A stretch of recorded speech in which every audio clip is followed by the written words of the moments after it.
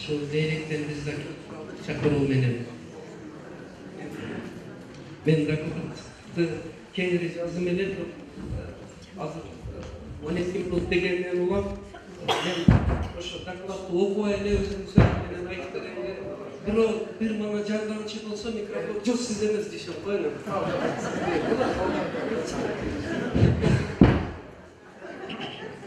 Soluma байланыштуу олтуруп сүйлөйт, уруксат бериңиз. Чыкканыдан ташпиши көп ким экен деп атсаңар керек.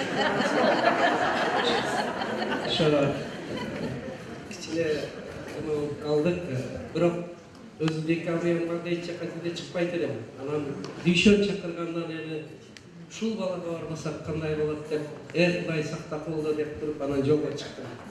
Эми урматтуулар, менин темам глобализация заманында үй-бүлө менен мектептин кызматташуусу билимдин сапатынын өбөлгөсү деген тема экен. Жана айттым, докладты мен ушу узак күндөр ойлонуп жаздым, анан жөнөр күнү айныкса компьютерге алганда 2 саат 4,5 туруп жазып отурсам, дүйшөндү жазганы чыгып калды. Саламатсыздарбы санаалаштар деп туруп 4,5 дүйшөн ушул тынсызданып ойлонуп атат. Эми ошону мен окубайын дагы айтып берейин дедим. Мындай урматтуу туугандар, эми аудитория өтө жакын тууган. Аудитория өтө жетик, зрелый аудитория. Ошол үчүн мен баягы глобализация, анын таасири деген анан өтө бир илимий терминдерден качып туруп, жөнөкөй эле өзүбүзчө колхозчо айрыча тил менен эле сүйлөйүн, Кудай бер деген уруксат берсеңиз. Ал эми илимий терминдерди Бишкекте, Астанада илимий симпозиум конференцияларда айталы. Эл менен элдин тилинде сүйлөшсөк жакшы болсо керек. Урматтуулар, эми мына глобализация бул биз каалайбызбы жокпу? Дүйнө жараян экен. Анын селдей каптаган жакшылыгы дагы, плюсу дагы, минусу дагы бар. Ошо менен коштоо эле бизге базар экономикасы келди. Ошону менен биргеликте бизге азыр дагы бир чоң таасирлердин бири мына рухий жактан чоң көйгөй пайда болуп атат. Өз заманында, өз учурунда бир жагынан вестернизация таасирин берип атса, экинчи жагынан дагы бир башка бир өтө ультра фанатизм даражасына жеткен дагы бир көз караштар кетип атат. Мен ушуга даярданып атып, бир-эки китепти окусам, Дзержинскийдин «Большая шахматная доска» деген китебинде окугандар болсоңуздар керек. Бул көрсө Евразия континенти кээ бир мамлекеттер үчүн өзүнчө эле бир шахматный доска экен. Ал жерде өтө чоң көйгөйлөр айтылган, бирок ошонун ичине силердин назарыңызды буруп коеюн. Дал мына ушу жаштардын жан дүйнөсүгө таасир берүү өзүнчө бир программа экен. Болгондо дагы өтө эле оң таасир эмес. Ошол үчүн бул бизди мына глобализация эмнеге алып келет, эмне кылышыбыз керек? Тана албайбыз. Ал жакшы жагы көп. Информациялык коом өтө зарыл, ал дагы жакшы жагы көп. Бирок ошол эле убакта бардык эле жакшынын бир палки два конца дегендей экинчи бир жагы дагы кетип атат. Ошол эле компьютерден, интернеттен биздин балдарды өстүрө турган дагы, чөктүрө турган дагы көп маалымат кетип атат. Кептин баары ошондон тандаш болуп атат. Биз азыр мына ушунча залда адам олтурабыз, балдарды биз тарбиялап атабызбы же мына тарбиялап атабы деген ой бар. Албетте, мен мунун ичинде сонун балдарды тил үйрөнө турган, кругозорун өстүрө турган сонун программалар бар. Бирок миң өкүнүчтүүсү, биздин балдарыбыз ал программага караганда тескери маалыматтарга ыктап, ошонун зависимый болуп калганы өкүнтүрүп атат. Бардык залда отурганыбыздан ушул бир колдогу телефондогу маалымат мүмкүн көптүккө кылып кетет экен. Ошол үчүн биз балдарды эмнеге үйрөтүш керек дегенде, ошол селдей каптап келаткан информация коомунда керек прогресске, позитивке, жакшылыкка, ыйманга, билимге өсүүгө кызмат кыла турганды тандап алууга үйрөтүү милдети келип калды. Эми Oşol bardığı emneni talap kılıp atat. Oşonun bardığı üy bile menen ata-ene menen mekteptin canı nuktadı, canı köz karaştadı, sayızını, birimdigini, kızmattaşmasını talap kılıp atat. Biz oşolordu eski alıp, men 97-yılı algaç, men 25 yıl mektepte eksperiment жүрgüzgön adamım da. Bayağı Düşen ağaydı, siz demez. Айтматовтағы Düşen'di.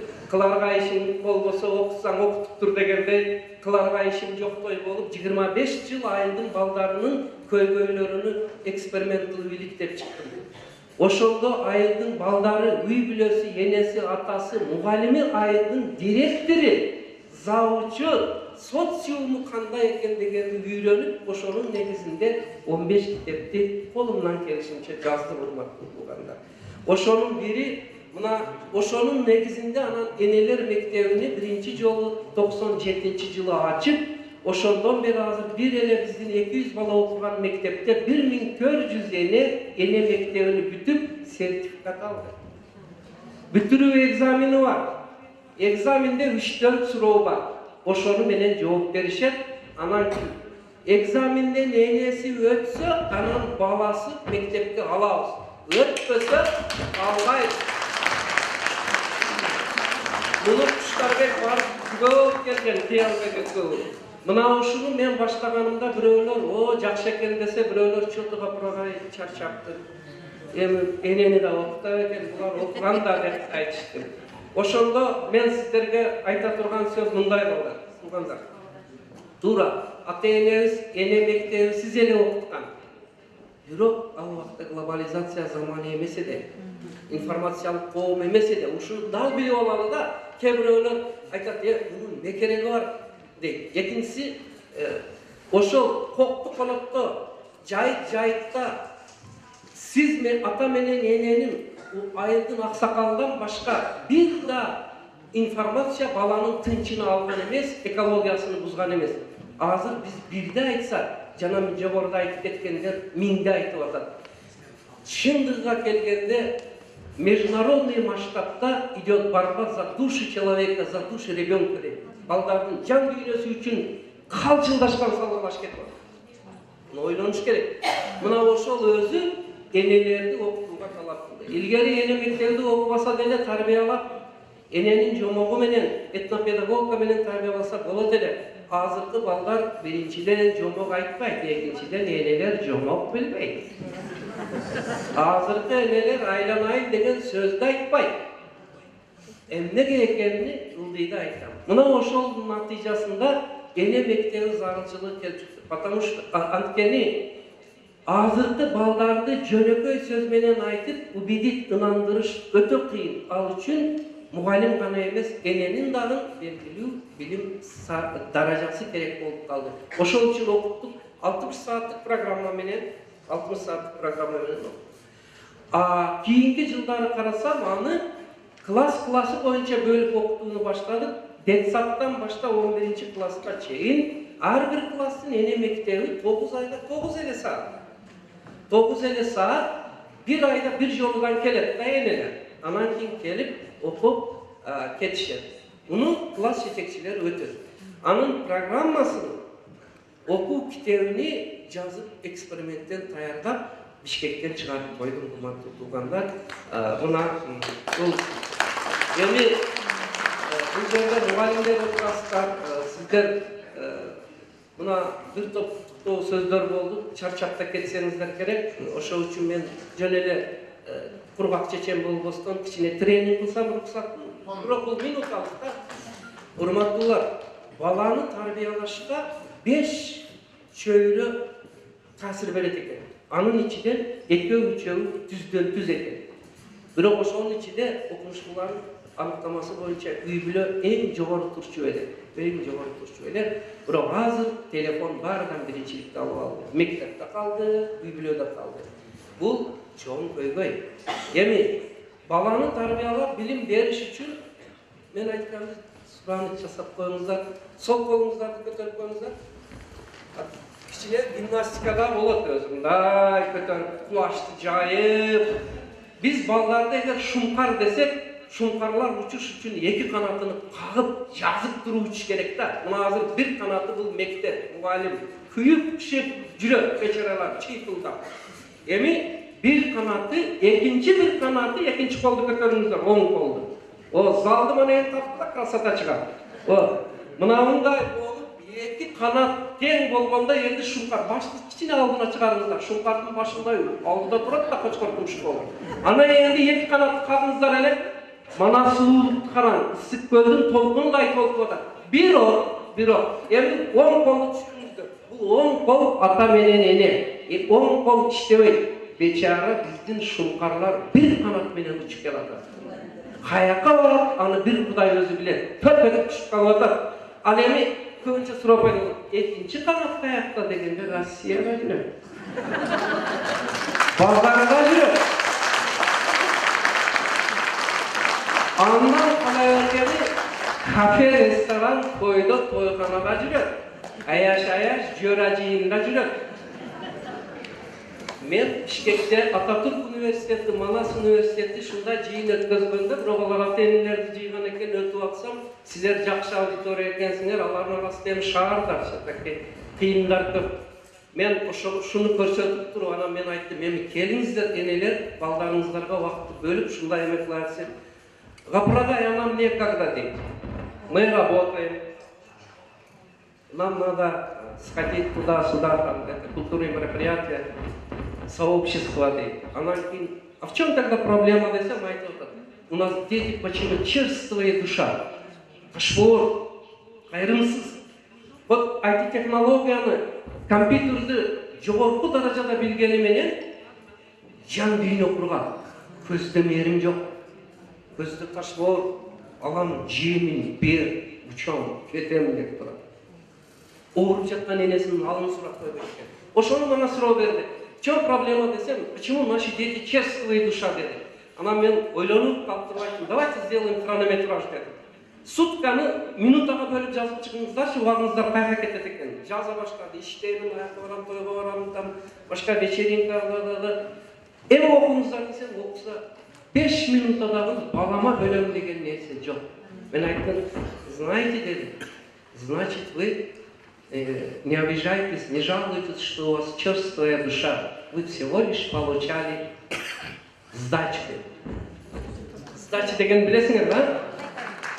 Мамилелерге жараша жооп калыптыр. Ошол үчүн энелер мына окутушка туура келет. Эми урматтуулар, баягы кол эстен чыгып калдыбы? Эми биздин эксперименттин бүгүнкү конференциянын максаты манабул калаалап кеткен, Россияда жүргөн, базарда жүргөн, достон, жорадан, кафеден колу бошобогон ата-энелерди мектепке кайтып балдарга экинчи канатты кайта калууна кетти. Да бир көтөрүп коюңуздар. Калууна мына ошондо кыргыз балдары Япония, Америка деңгээлинде кайтып учат, кайтып учат. Рахмат.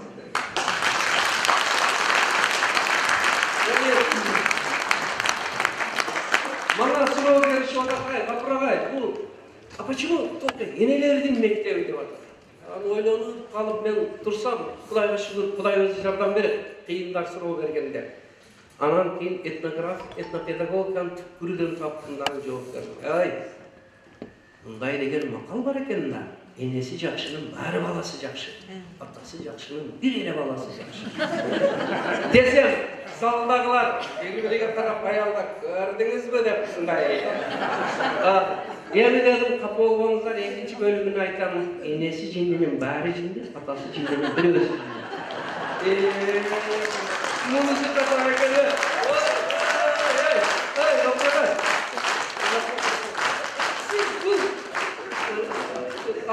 Они не растерялись, да, өзүн жоготпойт экен, аялдар ыкчам, тапан болуп жооптар дагы айтат. Видите, гапыргай, все-таки жакшы болсо да, жаман болсо да, от нас зависит, так что бизге осторожный мамиле кылыңыздар дейт.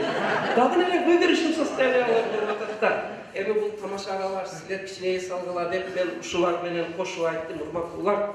Ошол үчүн биз эне мектебин ачпасак, энелердин деңгээлин көтөргүсү болбой калды. Birevi andan da zor söz aytdı. Gapıragay, birevi aytdı, eme üçün atalardın mektebi emes der. O da köp eкен da, Abdullah.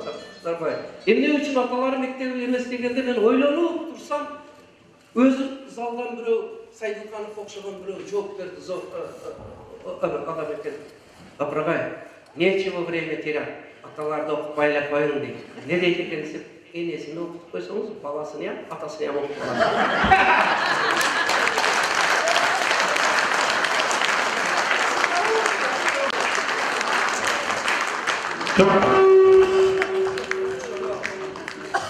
Бұл ән тамашалауға шалды, қош кetiş керек, бірақ енелер арқылы берген жұбат екен. Мен ене мектебін оқып жүрердім, кейінчерек İslam Akademiyasını bütкен bir ağalım ағам айтты, сіз тура қылады екенсіз.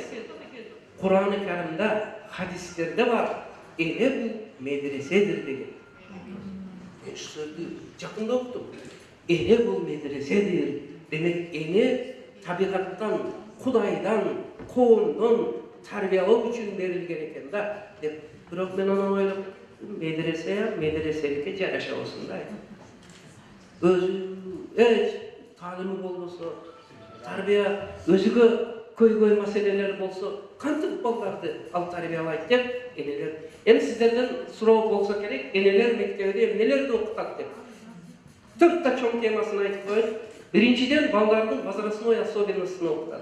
0 yaştan, bala boyga bütkөндөн başta, ta 18 yaşka çeyinki ar bir kuraktın, yaştın özünçü özüge jaraşa tarbiyalao emeleri var. Oşol, ekincisi, balanı uy bülöge sotsium tuzup, bilimge intizar, kızıga turgan kılıp tarbiyalar. Ben trening kılıp aytanım. Enelerim okuytta konspekt yazar. Konspekti olsa egzam getirmeyin. Kim varsa ben konspektini көрсөтөм. Урматтуу энелер, эгер де сиздер балаңыз мектепке жөнөгөндө улум, сен мектепке барасың, Hazreti ustazдарыңдын алдыга барасың, ар бир сөзү табелик, сен бийлик жерге барасың, Кудай деп астанасын аттагын, устаздарың, мугалимдериңдин ар бир сөзүнүн андын ушагыдай терип алдың. Senin her bir 5-6 kelgenin benim ömrüme 1 yıl koşup dep turup jönötseniz, baldarınız başka çağa keler. Turu yok oturganlar. Bizden koyunca kamerı. Barşa mektebinde başta oruttum, tez gel, maldı kara. Okuyu örmek yok, minister balıverden, okuyanların yaşamaklarını körü adam. Natijada üy bilöden uje biz baldarının arkanday okuğa, mugalimge bolğan atnaşeniyasını, kitepke bolğan mamilesini buzup koyat ekeniz. Bu bir köy var, buna kıskaça aytdım. Anlar bu yerde köp baya. Enelerni jönele okutam desеңizdер kelbeyt. Enelerni okutuş al leksiya forması da emes, oyun türünde. Anan en kızıklısı algaç tartayın desem, mıhtiyene, mıhtiyüyle konkursunu ötközdük. Mıhtiyüyle, mıhtiyene dese bizde tuşkiyiz gilen, körpölördü iyilik taştayız go. Amen dinevniklerini caydırdım. Algan gramatalarını caydırdım. Anan kaysı enenin balelişikleri köp gelse, şol enege bank koşulat dedim de jöra, dostlar, klastaşlar, komşular, ayaşlar, tamam. Mektep adamı 700 adam bolup ketти, 300 okuyucu oldu. Потому что жеңип чыгыш керек да. Мына ошондо мыктене, анан мыктыбүлө. Мыктыбүлө менен мыктенени аныктаганда эң чоң критерийдин бири мына китептин ичинде бардыгын жазган, жобосу бар, программасы бар, мазмуну бар. Эң чоң жобо эме критерий үй бүлөлүк китептана барбы? Гапырбай, сөзіңізді ордыңызда азыр мастер-класстарда гапырбайдың 1,5 сааты бар. Азыр Гапырбай өзінің мына пленарлық жиынында кириш кылып койду. Эми Кудай буйрса дагы кийинирээк. Мына жерде мына бир электебин айтып азыр. Биякта дагы 4 китеби турат. Ошондуктан Гапырбайдын аз убакыт өтүп калды, тилекке каршы. Демек саат 1ден баштап азыр Гапырбайдын мастер-класстарын, эми Гапырбай катканда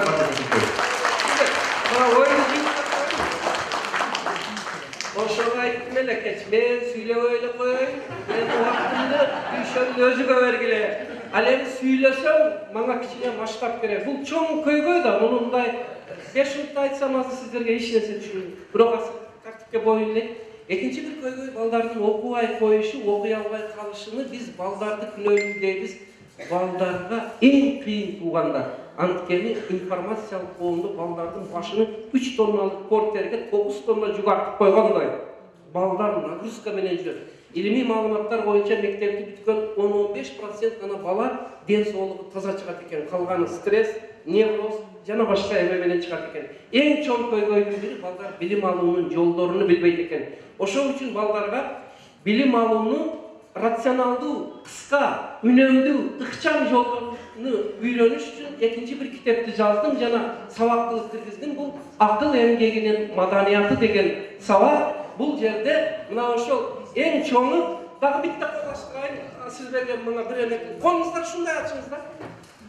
Балдарга азыр келип аткан маалымат шунчалык көп, вечерлар кучакка батпайт, орустар муну необъятное дейт экен да. Кучак жетпейт да. Ал эми мына айыл китеби, ошол көп нерсени эми колдо плавный акырын бириктирип келиңиздер. Сыгып сууну алып, квинтэссенциясын алып туруп, топ деңиздер. Негизин алып туруп, шундай кылып бере турган методика ушул жерде бар. Сиздерге эсенгилик каалайм, рахмат.